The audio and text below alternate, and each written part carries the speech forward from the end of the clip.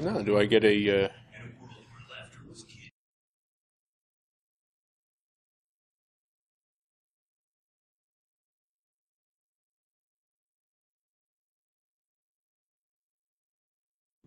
Yes. Alrighty. Good afternoon. My name's Eric Rand. On the Twitters, you might know me as Munin. Some other places too, but I won't mention them here. You'll see a URL there, brownhatsecurity.com/lore.odp. If you want the slides afterwards for some stupid reason, go ahead and grab them. So, we'll start out basically. Lore is basically what amounts to knowledge. There's a lot of fun connotations that tend to come with it. People assume it's something that comes in tomes of forgotten lore, or refers to really kind of strange subjects like the lore of herbs or the lore of birds or all sorts of weird things. What it comes down to basically is knowledge that is fairly specific for a field. That's all there is to it. It's a fun word. It's very evocative. I like using it. Go ahead. How it applies to information security. Basically, you're looking at a whole bunch of different applications that you might have. The kind of jargon, the various other things that people in the information security field are assumed to know and are assumed to pass down to the various people that they mentor or teach over time. So, on top of the various positive implications, there's also some negative ones. There's the constant fight between, for instance, the VI and Emacs folks, which I'm sure everyone has encountered from time to time. There's the language-based nonsense that happens with, oh, C is better, Java's better, you both know what you're talking about, Perl is the best. What is Perl? It's nothing but bashing your face on the keyboard, etc. There's very positive and very negative things that do get passed down. Keep these in mind. So, to talk about the rest of this talk, I'm going to introduce a topic that is a little bit outside the scope of InfoSec. That's tropes. For those of you who have not been to TV Tropes, I'm sorry for the next month, because you will lose it. Basically, a trope it's a device or a convention. It's something that is culturally recognized, that the author or screenwriter or producer can essentially leverage to get the kind of reaction that he wants. So you see there, you've got your cowboys fighting, having a tussle. The guy with the white hat is obviously the good guy. The guy with the black hat is obviously the bad guy. We in the InfoSec community know about white hat and black hat and all the other shadings of hats. We like hats. But basically, because you're aware of the tropes of the Western, you can tell instantly, without any other context, what's happening in this particular still. The good guy has just got the drop on the bad guy and is holding him up with a 6-shooter. That's obvious, or should be obvious. So basically, the condensation of tropes leads to the kind of cultural expectations that you can work with. And this kind of cultural knowledge ends up producing certain effects, because if you are in a culture and you're aware of the culture's expectations, then you know what you are, how you are expected to behave. Whether you behave in line with the expectations or whether you deliberately violate those expectations leads to whatever actions you take having certain consequences. And those consequences, especially if they're widely known, feed back into the cultural knowledge. So basically, if you act in line with the cultural knowledge, with the kind of expectations the culture has of you, then the kind of consequences are fairly predictable. If you violate the expected actions, those consequences are likely to be fairly predictable also, unless you happen to do something completely new and innovative, but not a lot of people go and violate cultural expectations in completely new and innovative ways. So, all the world is a stage. It's fairly true. People do tend to play out relatively predictable roles. And if you've ever really looked into social engineering, you can see that that's kind of what makes it work. You take on a certain role when you're social engineering, and you expect them to react in a certain way according to that role that you've taken. So if you expand that out a little bit, basically what it comes down to is, if people are in a certain situation, they will tend to think and react in relatively predictable ways. That's how culture works. So we'll examine that a little bit with a neat little thing from 1981. How many of you know what TFTP is? And who's used it in the past year? Okay, so pretty much the basic idea of TFTP is the simplest possible way to get a file from one computer to another across a network. Really simple. The client goes, queries the server, says, I want this file. The server says, okay, here's the first chunk. The client acknowledges, sends an ACK, okay, I've got the first chunk, give me the next one. And it continues on and on.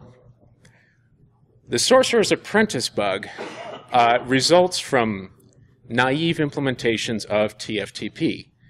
Basically what happens is when you get a certain amount of traffic clogging up the network, you end up with what amounts to a timeout condition. The packets are delayed and the client sends a read request. I didn't get that packet, give me this packet. So in the naive implementations, basically what it came down to was that when the server received a duplicate request for packet number 6, we'll say, I want packet number 6, I want packet number 6, it would send out packet number 6 in response to both of those requests. And unfortunately, the way the client was written, when it got packet number 6, it would send out the acknowledgement and request for packet number 7 both times, which quickly led to traffic kind of exploding. And it started to really clog up the network. And if it was left to go on long enough like that, the situation could grow quickly worse and worse and worse. And generally, you ended up with not only the TFTP client and server having issues, but anyone else who is on the same network segment or any other affected network segments, leading to what amounted to a completely melted down network, which is not exactly an optimal situation for anybody. So, okay, that one turned out to have a relatively simple fix as these things go. RFC 1123 basically said, okay, the server isn't supposed to go and get completely hog wild. If it starts receiving a lot of duplicate requests, it should only send a response to the first one. Easy enough. A little more complexity on the server, which can handle it. The clients are dumb for TFTP. It's intended for really dumb clients. So the server can handle it. Problem solved. Not so much. Roughly 22 years later, in the Apache Commons TFTP implementation, the same thing happened again. Because they forgot about RFC 1123. They just looked at the original one. And as it happened, they ended up by using essentially the same implementation the first time, the same thought processes. They ended up with what amounted to the same problem. Notice that it took just over 22 years for that to recur. This becomes kind of significant. Same need, same thought process, same bug. More or less what I just said, but it's worth re-emphasizing. Thinking along the same lines will end up leading you to the same traps. So fixing it, good old research. And actually this slide is already obsolete. Those of you with time machines will want to go back to yesterday and look at the ontology, a young ontologist primer talk, which has a really great solution for this. I will have looked forward to have been seeing you. Basically, what it comes down to for this obsolete methodology is to look at the complete RFC history. Don't just look up whatever comes first. Look up all the RFCs that pertain to the kind of protocol that you're implementing. Other people have done the same thing in the past, no doubt. There are very few really novel software projects out there. A lot of the stuff at least partially re-implements older stuff. Learn from their mistakes. Do the homework and you don't end up with the same problems. And there are many older developers who have definitely been there. They have seen this. Even if they are talking about their racing pigeons, in the meantime, try and pay attention at least a little bit when they're talking about things that are recognizable as work. So, segueing on, two strings walk into a bar. The first string says, "I'd like a beer." The second string says, "I'd also like a beer, hash, ampersand, exclamation point, correct horse battery staple 5283. The first string says, "I'm sorry, my friend's not null terminated."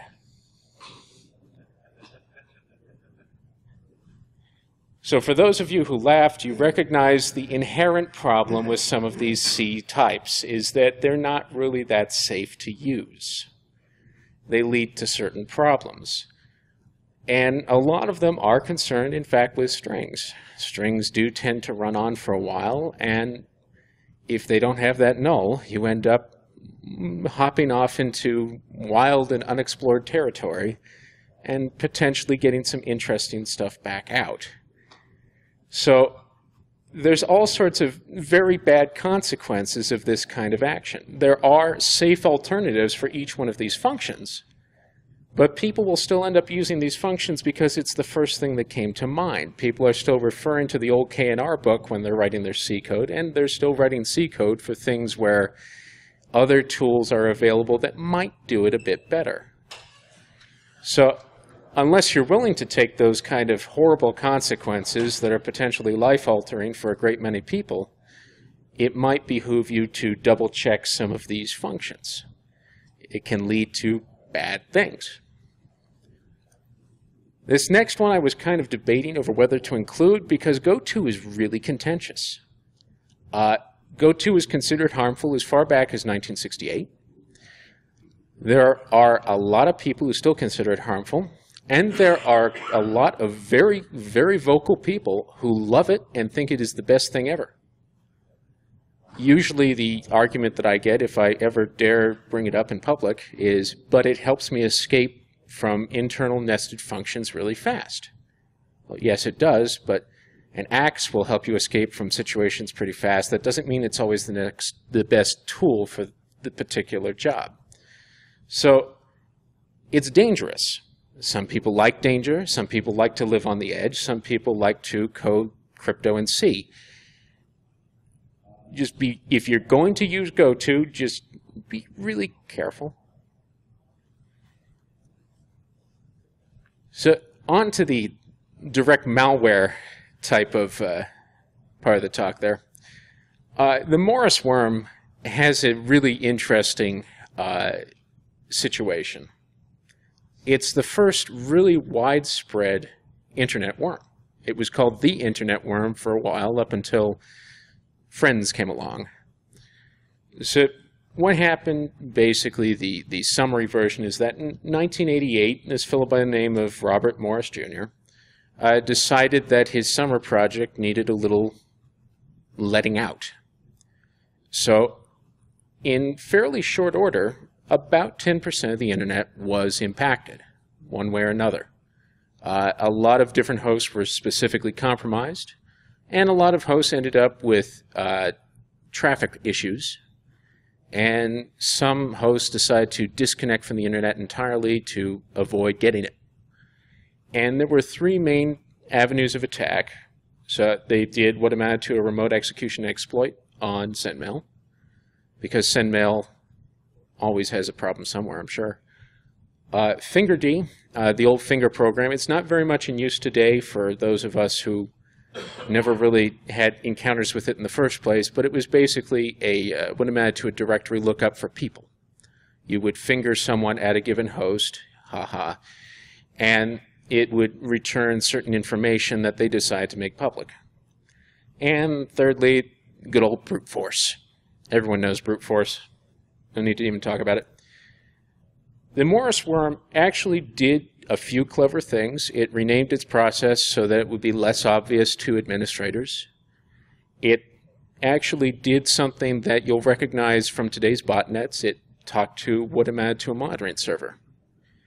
And despite the fact that it was spreading fairly quickly, admins got real motivated and figured out, not only through disassembly of the code, but through careful monitoring of the network traffic that it produced, ways to mitigate the spread, either to prevent the host from being caught in the first place, or ways to patch the binaries such that it wouldn't be vulnerable. It inspired a lot of imitators over the years. This particular methodology, the worm methodology, is really, really efficient in some ways. It spreads by itself, and you can convince it to report back to you on a fairly regular basis. What's also interesting is that a lot of the various ways in which worms have spread over the years, I've got a few samples there, have been due to things like buffer overruns and reuse of other methodologies. So the takeaway for this is that the same methodologies have been used repeatedly over and over and over again because they work. You're looking for a tool that will spread quickly across a wide network. Here's a tool that spreads quickly across a wide network. It's a solution that is easily thought of if you are in the same problem space. What's particularly interesting is that it's not really limited to hosts either. The Internet Census 2012 incident used gateways, domestic consumer gateways that were not patched, because honestly, who in here has patched a router any time in the past ever? Yeah. Nobody thinks about it. It's that box that sits in the corner that lets you have the internet. It's a blind spot. And it happens to be a really effective vector for getting a foothold on a network, to look at what's on the network.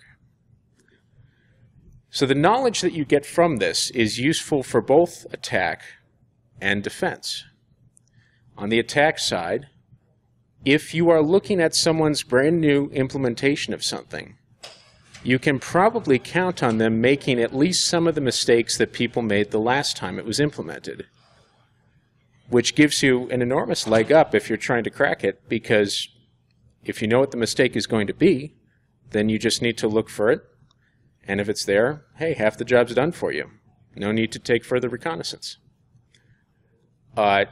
You also know from past history where sysadmins tend to ignore things like gateways, router firmwares. I'm sure every one of us who has administered a network has forgotten some device on their network at some point. And also ways to optimize your own processes. A lot of these worms have gotten caught in the past because they spread quickly enough to cause enough concern. So by clogging up everyone's network with your worm, you end up getting people alarmed and motivated to fix it. And there have been instances of worms that have gone and attempted to mitigate this to varying levels of success. On the defensive side, the applications are equally evident. If you know how people have tried to attack you in the past, then you have at least some model for how they're likely to continue trying to attack you in the future. Brute force will always be a thing. As more and more people have access to more and more processors that are badly secured, botnets will continue to be a thing. And botnets will continue to be used for brute force, so you can always expect that, for instance. Things that were used in the past to hide or circumvent process renaming. I'm sure every one of us has seen a suspicious service host.exe at some point. May be used in the future. And malware authors are also developers. They too make mistakes. Earlier this year, for instance, there was a rather interesting CryptoLocker clone where the guy accidentally used a very stupid key where he figured that the key in bits instead of the key in bytes or something like that was adequate, and it turned out to be easily crackable for that particular implementation. People who are in similar situations, people implementing the same kinds of things, will tend to think in the same general mindset. That's one of the real big takeaways here. So if you know how it used to be done, then you'll have an idea for how it will be done in the future. So the witty aphorism at the end of this presentation: if you don't use history, history will use you, whether or not you're in Soviet Russia. What it comes down to is, this is the kind of thing that makes history repeat. If you are carrying the same mindset as the people who did it before because you're working on the same problem, but you're not aware of how they did it before, then you'll end up doing it again. You don't really want that. If you do know how they did it before, then you have the advantage of being able to use their mistakes to learn from. And any mistake that you don't have to learn from is a good one. So, that's the end of it.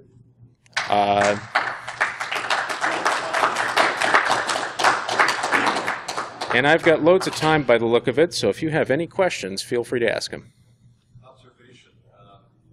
The land attack, which was source address, or source port equals destination port, source address equals destination address, was also vulnerable in IPv6 for Microsoft because they forgot that, oh yeah, that problem exists in our code.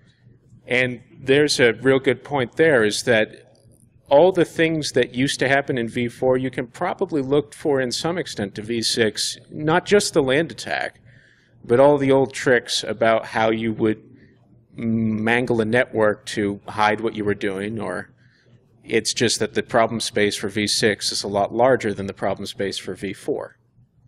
So it's well worth keeping an eye on not only that, but how the protocol was implemented by various vendors, that kind of thing. I just want to make sure I understand the continuity of the way you're flowing your presentation. The reason we brought up war is because we all share war stories and war stories. We all share tricks of the trade. And you have to pass that down for it to be usable. It has to be available before someone can know about it. And a differential in knowledge provides a blind spot to someone. And you would probably do well to make sure that someone that is blind is not you. So in other words, young people should listen to gray hair. Yep. Not to get all Confucian about it, but respect your elders and... Get off my lawn! Yes, there are some very, very happy elders in this room. Back in my day, we didn't sell dividend. We crawled to Europe and we liked it. I delivered a pigeon. You're a thoughtful guy. Why did you capitalize the ancient history? Because it was on another line and it looked better. I like it. Format. Not everything has to have deep meaning. Anyone else? Well done. Thank you very much. If you, just from what you're saying and how you parsed some of this information, how much would you say of this is of the problem you're talking about is essentially the shape of things conforming to the territory that it sits on versus the institutionalization of process, right? We have this tendency to say we go to school and school sort of teaches us how to do certain things. That becomes the process, and so therefore a commonality of process will also produce a commonality of results, right? Versus, it's almost like, I guess, a nature versus nurture argument, right? Because to some extent there's the nature of things too, and the nature of the way that these things happen. Not so much procedural, but just the fact of if you're going to build a trivial file transfer protocol, you're going to necessarily leave out a lot of the bells and whistles, right? That is part of it. we could probably go all night debating whether or not education causes thinking in the same way or whether people just inherently think in the same way. I'm not really going into that at this point. I just know that people will act the same way in the same situation, and it's something that just happens. You can do with it what you want, and you can look for the reasons for it by all means, but that's a little deeper than I intended. Go ahead. I think so one of your observations was kind of the repetition of mistakes that were made in the past due to ignorance of the lore. Do you see this eventually coming to a point where we can see a kind of catastrophic outcome due to ignorance of past mistakes and past efforts? It depends on how catastrophic you want it. Certain things have been fairly catastrophic. I did reference that lovely Heartbleed thing, which I think we'll all agree was fairly high in the catastrophe scale for impact. As for actual information leakage, I don't know if we'll ever know. I would rather not find out about a catastrophe that was brought on by a mistake that was made by someone who could have known better. So that's kind of the reason for putting this out there. Pay attention to what happened in the past so that you won't be tomorrow's headline. And one more. I mean, the other thing is, I mean, we have another problem. Everybody understands what Faroe is. We've known about them since the 70s, yet we still write them because we're inherently lazy, we inherently take shortcuts, we inherently trust user input, we make assumptions. It's been that way since dawn of time. Absolutely. I don't think they're any better because that means I go out of a job. But There are choices that can be made in choosing to implement in languages that inherently try to mitigate that. There will always be the old guard that loves their C and will insist on it. Yes, I'm picking on C a little bit, I know. But just the awareness that it is a possibility at the same time gives you a chance to go back and double check. Just because you know that a buffer overrun can happen in these situations, you can always go back, hopefully, sometime before it goes live, and at least take a quick high-level look to make sure those situations haven't cropped up.